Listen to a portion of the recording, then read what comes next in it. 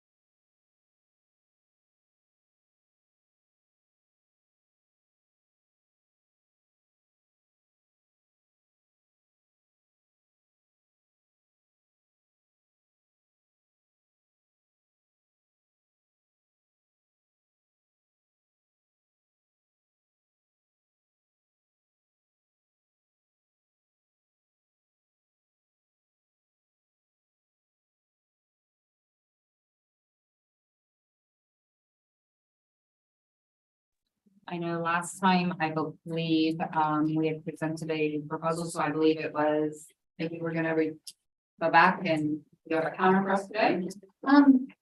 We don't have a written counter because we didn't receive the information that we needed about evaluating the counter that you presented last time. And we also we did get an updated roster for this group. Unfortunately, it was missing one piece of information that was important to if I was going to do the calculations myself. And so while we do have still some questions about your counter, we really need the information about the value of your total counter from last time. So, few questions. So on the data that I sent you, what was missing? Because Chris just read the same report. The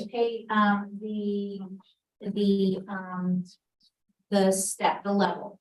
So I can see the pay grades, but I can't see the levels. Oh, So I just used Pecan information as much as I could. Oh. It's not gonna give me an exact number, all you gotta do is email me back and would have refreshed it for you. Like, but we were still waiting on the information from, I think that Dave, your last email said that you were gonna, send us, and I don't know that you necessarily have all of this information, but the last email was that you guys were gonna send over the value of your proposal, your total value, so we can get an idea of how it, yes. The 4.25 and the difference grid.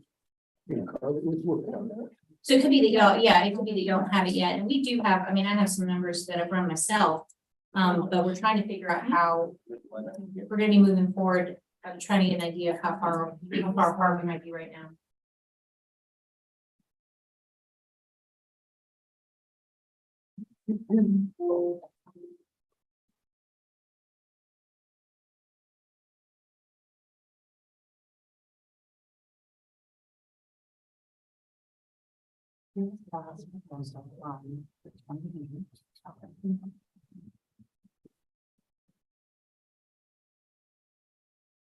Lindsay, I'm sorry, what exactly are you saying you asked for and didn't get? We asked for the total value of your proposal, the cost of it. And my last email was from, and then we had some communication back and forth about ECA and PESPA. But my last communication about this was, I believe Dave, I have to pull up the email, but it was, I think the week before last. It seems like it was the Friday. We met on a Thursday. It seems like maybe the last communication about it was on a Friday, saying Person that I was working at was out sick and, yeah, so we. yeah, wasn't able to get it. That's okay. But and that's fine. It just, we're at a little, I'm trying to figure out where our data and our projections can match up with yours as far as determining how far apart we are.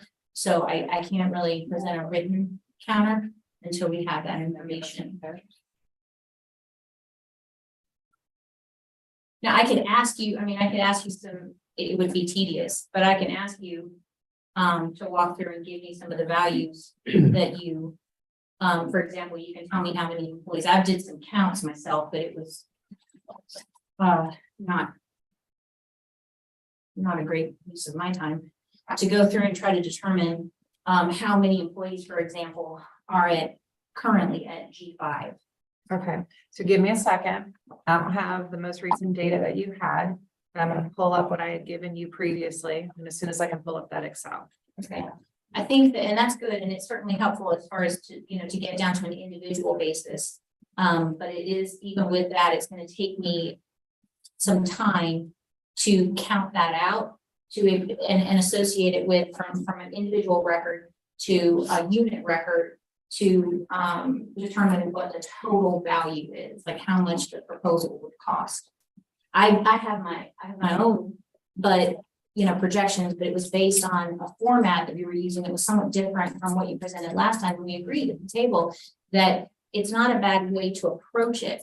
When we talk about moving or removing a kind of a bottom level, adding a level at the end, and moving those who were raised to 15 last year to a certain level, which is similar to what we have proposed, and then adding a sort of a commensurate value to the rest of the scale. I'm not saying that that's a bad way to proceed, but I can't say where we are without really knowing where y'all are. And those are calculations that I can't do myself without that data. And it's gonna, once I even have the data from Dina, it's gonna take me a little bit to do it. Okay, so you asked for a D5, G? So I need to know, I mean, it's not just G5, I Right, need to It's know not just. Yeah. G5 through 14, H. Okay. And I mean, I have a calculator set up, so we want to just go through and read them. It would take me, No. still take me some time to project it. But all of those, even if you send me that data now, it's gonna take a little bit of time to extrapolate it out. So I just looked at the data that I sent you and the slots there. So you could see everything that I can see. So if you can see a GO5G and you can count the amount, it has nothing necessarily to do with their pecan. Well, the pecan was just an effort to try to get an idea of where the individuals were, but I'm still not able to say, that was just me trying to find that value in somewhere in the sheet. But I still, and again, I know you said that, I think it was, I think you mentioned Carly, maybe it wasn't Carly, who was out ill, who wasn't able to actually evaluate your most recent proposal. So I don't know how far we are. Okay, but the data that I sent you had the information in there to identify the number of employees based on pay grade and letter. So it did have that. I'm looking at it. It was column G. Okay, I see. Okay, I can go back and look at it, but it wasn't, and I do move around columns to be able to. Okay, like I said, I just pulled up literally what I sent you. Yeah. Okay, I'll look at it. I don't, and I know we had a question about what some of the columns meant, what the name of it was, so it's possible that. Again, I can plug and play. I created these calculators to try to respond to the way that you formatted the last offer, which is good, but I can't know what that value, what that total is to you. And I don't know that you might have that information now. I don't know. I'm gonna work on it while you're talking. Gotcha.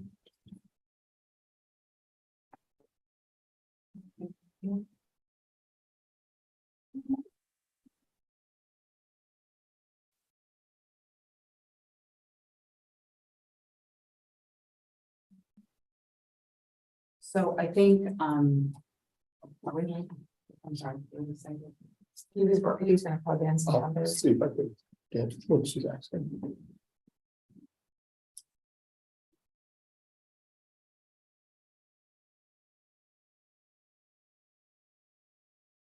And Lindsay, can you, while he's working on that, I'm sorry, I'm not sure if you're working on something. No, it's okay. I was just turning my phone to do not disturb. Oh, I'm okay. trying to be able to use it, but not have incoming calls. No, of course, of course. While he's just trying to look at that, because obviously we did not. I don't think we understood what the ask was. I get it that the total that you were asking for the 4.25, you know, what that's the total value you're asking. Was there any other information you were asking for? Yeah, I think we were still, I believe. That we were asking for you to identify. And I apologize, because I have to go back through the email record and make sure that this wasn't across. There were a couple of emails that were PCTA and PESPA, which is okay. I'm one person, but but I think that we're still waiting on a total list of those professionals that have some sort of required, and I think in fact we clarified in the previous meeting. Yeah. The list of those certifications or licensures that were required, and in fact, I think there was a conversation about Scotty's. Yeah, it was preferred. It was Right, And I preferred. thought we had, I thought we had clarified that, but maybe not. Okay. well, that particular example, yes, but we were gonna go, and have staff go in and identify all the job categories in the PESPA bargaining unit that have that kind of requirement. Okay. So that's one Um, thing. There was, It's done. I'm Yeah. not sure Oh, why. okay. It's done. we know, we had, I have the information from, on the health insurance, just from the EWBS committee. Y'all had broken it down for the unit for PCTA. I haven't seen that for PESPA, but I can probably. I have it. You got it? Okay. I have it right here. It was just the breakdown of it for this unit. Obviously, that's, something we have to look at carefully now that everybody have PCTA and stuff. And,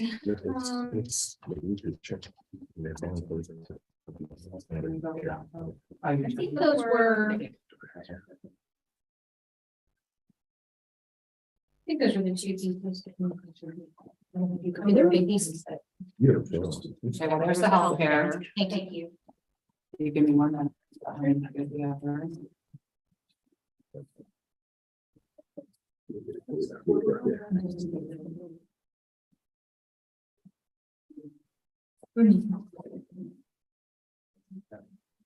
Thanks.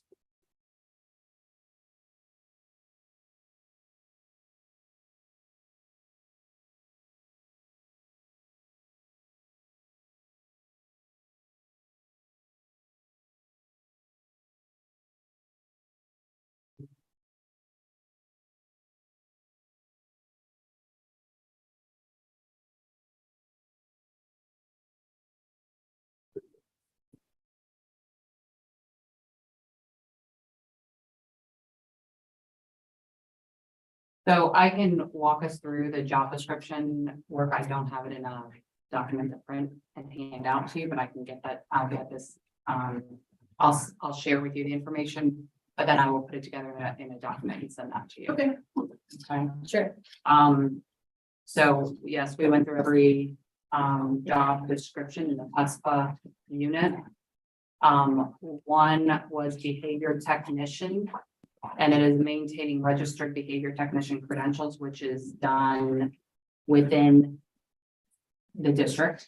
So there, I mean, I was looking for outside credentialing that would be required. We already mentioned and put in our proposal from last time, the certified OT therapist, the occupational therapist assistant license, so that was already noted. The certified nursing assistant was also already noted.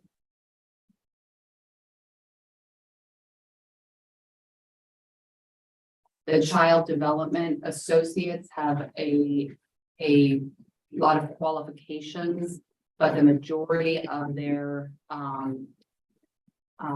every 5 years is district provided. I do have one area that I'm looking at a cost, and I have not gotten that yet, is that's the individual membership in an organization that you're required to have. We also had the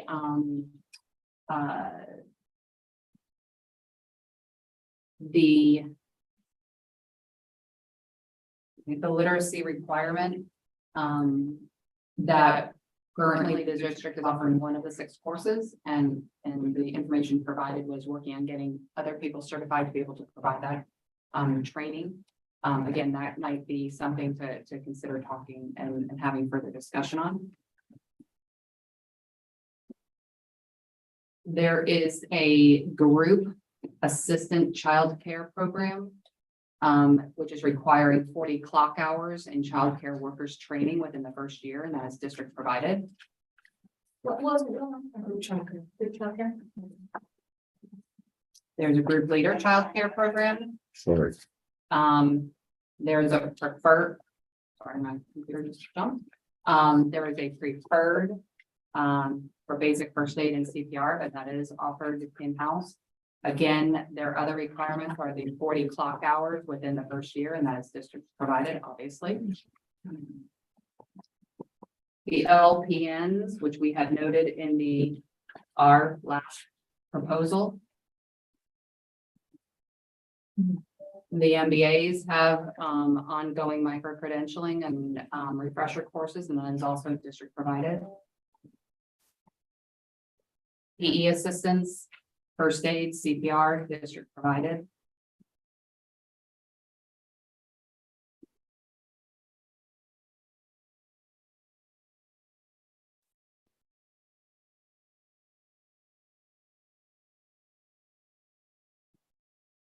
The registered nurses recertifying every, oh, sorry, that's why I didn't note it on my review. Thank you. And then the registered physical therapist assistant, we noted in the MOU of their certification renewals. That's the registered physical assistant. Registered physical therapist, yes.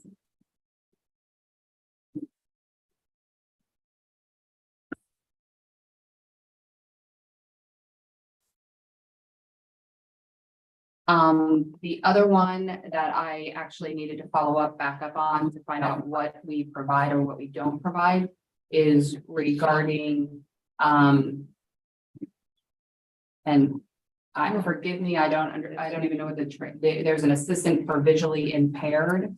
And that is obtaining their certification as a Braille transcriber and the literacy and unit for 1 year. And that is one I have highlighted that I needed to follow up on and find out what we provide for them. Okay. Those are all. What about the very fair translators, interpreters? The educational interpreter, deaf, hard of hearing 1, 2, and 3. Their requirements are all minimum quals regarding passing a test prior to the job. And no recertification is needed for those positions.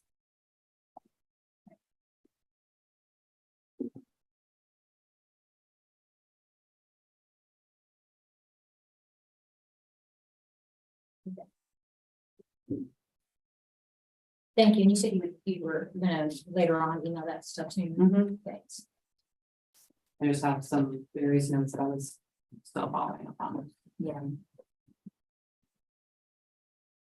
But we knew of those 4 that were early on had requested, which is why we included that in the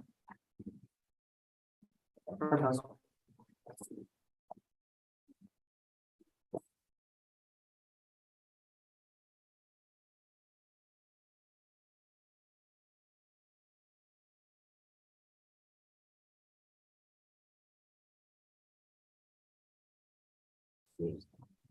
Almost.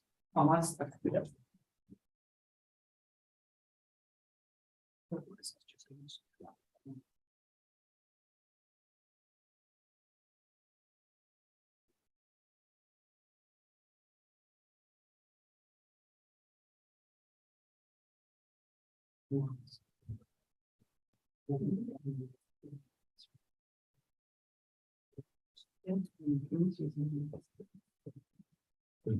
Let me just tell you. So it's 2.6 million with fringe, 2,154,000 without.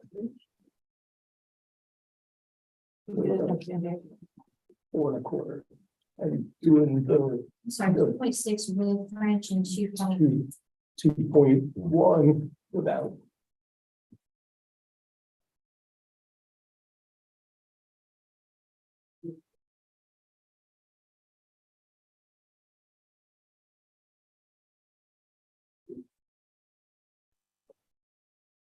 And Dave, that's to do number 1 and 2 and the MOU we provided on the 28th. Yes. Yeah, to give the 2.75 to 4. Correct, Okay. exactly. And then do we know how many CDAs are on? 169. 169. That would be a 10% increase on them. Number 3. So, okay, so I just want to make sure I want to make sure that I'm counting it correctly. So you are saying that that particular part of the proposal, numbers 1 and 2, amounts to 2.1 million without the increase. And I just want to make sure I'm reading the sheet that you did first, break down the total PESPA increase to health insurance that you're proposing, where just that we return to the 80-20 split. And just to clarify, because this I think is confusing to a lot of people, that the PESPA contract, in the PESPA contract, the board agrees to cover 80% of approximately 80% of the health insurance premium cost for employees. That's going to vary. The exact percentage of course is going to vary according to the plan and whether it's an individual or family and so forth. But I put here, and in the last 2 years, those have been that cost of the has been picked up. 3 years. 3 years has been picked up by the board. And so employees haven't seen an increase in their health insurance. That doesn't mean that the health insurance costs haven't increased, but the employees haven't borne that increase during those 3 years. So your proposal is suggesting that the PESPA increase to health insurance, and again, this is to be spread out among the PESPA employees, but it looks like that increase 800, approximately 90,000 In total. in total. Board, 718,000. Okay. So as the total PESPA increase is 171,000. Right. That part, gotcha. I just want to make sure. I was reading that correctly.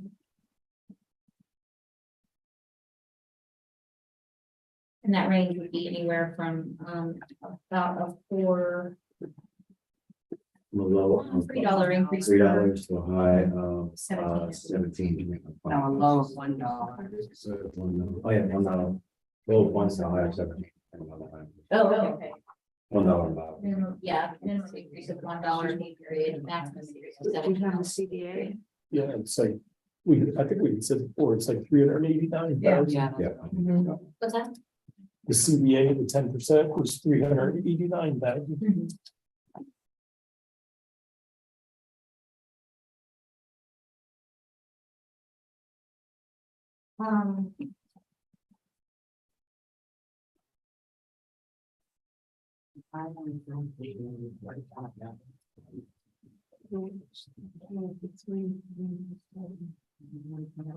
And I know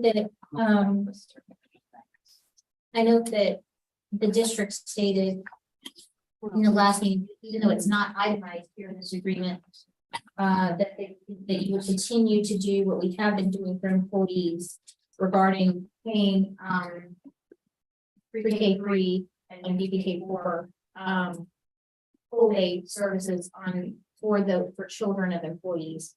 And you just stated that even though it wasn't written in the agreement, you intended to continue to do what you've been doing for employees. It's just not written in the agreement. Do we know what that cost is for the PESPA unit, or what the value of that is in the PESPA unit? I know that we said that it had about, I want to say about $500,000 value. I mean, obviously that's offset by external So funding. we don't know where the employees fall into I mean, I don't know who was PESPA, who was PCTA, who's SEIU, who was non-rep administrative. So we just have a number of students who are partaking. I'm sorry, the number of children who are enrolled in that, and it's about 210 children. So, and I can't tell you if it's exactly 95. I think I put it in the middle of it with 80. We kind of took a split the baby a little bit. And then, so that's how you got the, not the 16,000. but we got Yeah, that the- was just one step short. Yeah, And then yeah. 500, yeah, but that's. Yeah, I think it was just- around 500, and that was Yeah. for all, right. And I just, there's no way to, Mhm. we don't enroll them by based on our unit, yeah, so. Yeah, it's a different, I mean, I'm sure the data's out there, but it's not a different kind of report. Okay.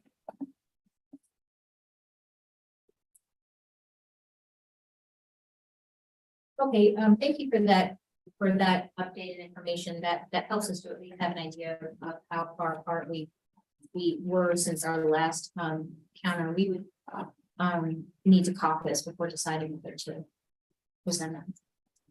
Don't have verbal counter, we don't have it in writing, of course, but we can potentially consider a verbal counter based on what we have. But we would need to caucus first. Okay.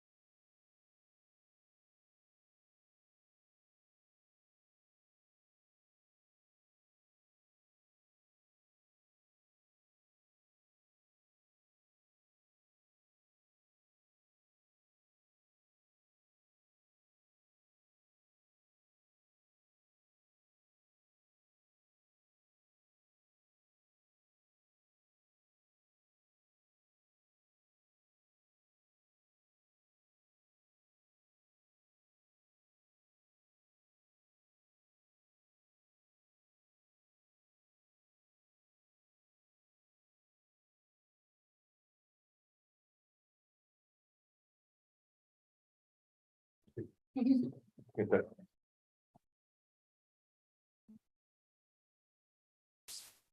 It's in the late years old, but maybe that. I didn't tell you about my phone, but my phone. Okay, we'll do it on the record.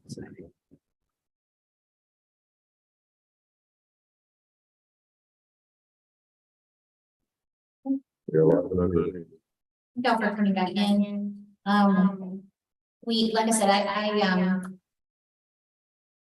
can't. do a written- I'm happy to follow up with it, but I can't do a written counter right now because I don't, we're developing it as we're speaking, but, we already had some values calculated, trying to estimate how those line up with your total value. I see that we're still, significantly apart. But we see ways to get closer. So, what we would like to do is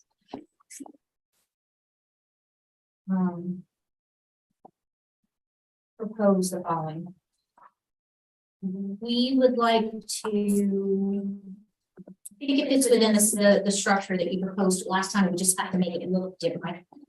We would like to raise the minimum salary to $15.90. So those making $15 an hour now would go to $15.90. It's a lot of people that got a substantial increase last year. Obviously, we know that we've said that was under state mandate, and unfunded mandate, but it was the right thing to do. It doesn't, however, relieve our responsibility to continue to try to achieve a true living wage for our lowest paid professionals in the district. And so while we don't want to, while we do want to minimize pressure of value veterans, we want to make sure we're also continually moving towards a true living wage. So we believe that by going to $15.90 to start, and then increasing our or at a minimum, and then increasing every other salary or wage rather on the scale by 5.9%. That starts to affect more equity than we were able to really do last year. So a minimum of $15.90 or 5.9, whichever is greater. We also, we would do that in lieu of item 3. Though we certainly, and particularly thanks to Tony lending her voice at the table, your item 3. CBA.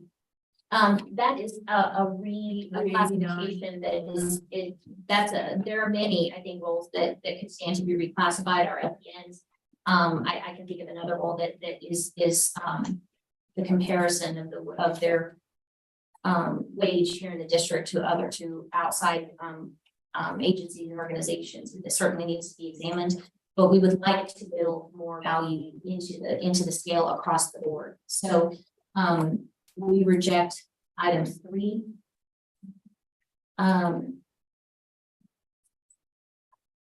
We understand that the district has been, I think, for sort of intrinsic and extrinsic reasons, the district is unwilling to move on covering the health insurance premium increase to employees. And while that could make anywhere from a $1 difference per pay period to $17 an hour difference per pay period, we haven't seen it in any other, so I doubt we're going to see that here. So we understand that our employees pay 20% of the health insurance premium as we can show this as delineated on the sheet. We would like to see the itemization, of course, and I know that you said that there was more information that you need to find out about on some of the required certifications and licenses. So understanding that those are relatively small and relatively few, we would like to see those included in the agreement, though I know we can't necessarily cross that out in this moment. But one thing on your counter that is still very important to the unit that wasn't included here is, and I think in the last meeting, that we came to an agreement to explore different language. We had a long discussion about how our disagreement of the applicability of the impact of the class size amendment on the student. We still want to see language in this agreement that covers or that applies to support unit employees who cover for, in the absence of, or like we said, not just unfilled vacancies, but previously advertised vacancies, which have been collapsed in case that happens, that those support employees are still entitled to substitute pay at their regular rate of pay. I know that said that we could work, I think Lori, you said that you could work on additional language that would communicate that in a way that you felt more comfortable with. But while I do think that the impact of the changes to the enforcement of the class size amendment are important, and there is a bridge here. I can understand how that bridge is very, very theoretical. And there could be another way of representing that meant coverage pay for those ESPs that are doing the work of other ESPs who are either absent, an unfilled vacancy, or even a vacancy that has been collapsed. But the students there's still an increased case or increased workload on the ESPs that remain. In other words, acknowledging that it's not a zero-sum game. And that even though we might not have enough students to make, and I know that's harder to quantify on the ESP side, even though we might not necessarily have enough students to quantify an entire unit, that doesn't mean that we'll have some.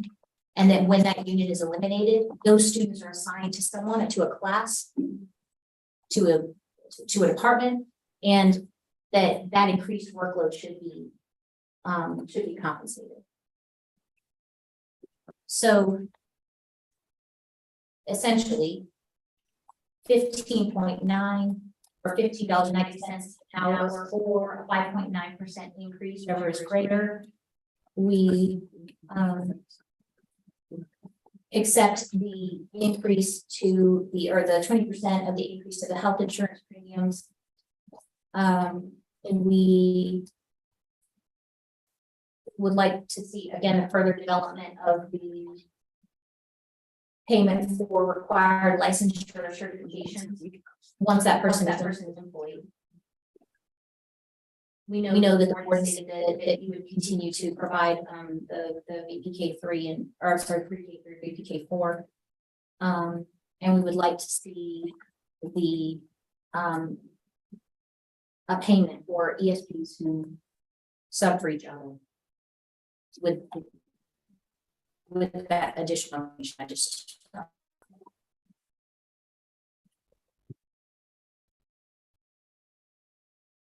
I'm happy to write that up. I just didn't do it before our time was over. Well, I think you've shared, verbally, obviously, we're gonna have to cost out your salary proposal, so we can do that and work on putting together that a proposal to present next time. Okay. Okay.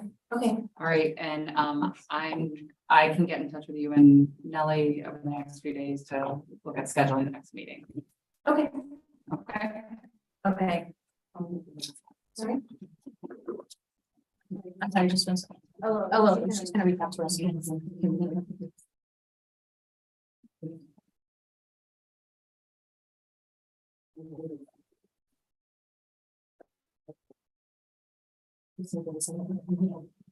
All right, well. We going? Yeah, thank you. I was just. Okay.